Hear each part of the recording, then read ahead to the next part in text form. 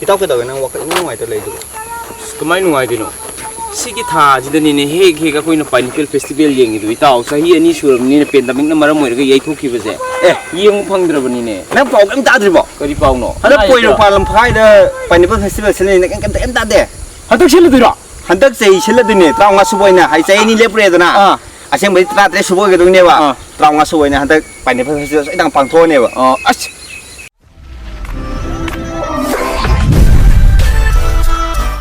Sini mayam 2007 dagi lep manai dira ngasi faw sa thark tuna leidiba sahi ani lep dru matungda hantak sutoi suida traunga suboina lagliba July gi date 1 dagi na date 5 fawba Thambanu market complex Poropat Lamkhai ANDRO KENDRA da pangthok charagani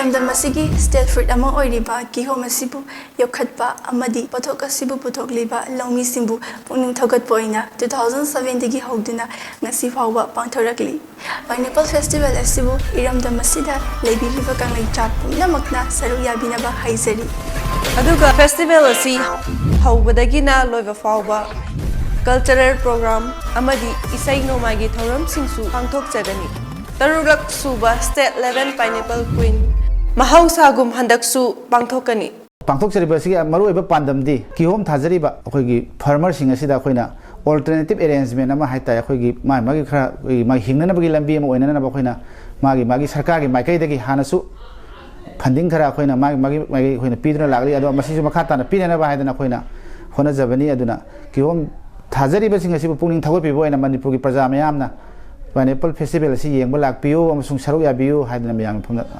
khurumjari ado akhoi di khatang na chatlaga tawdi yaroi aduna mayamju pineapple festival se yengba lakpiyo hantakti yam nungai gine habse thajaba lai mayamsu sungsoi thoidana lakpiu ekhoisu gaijerange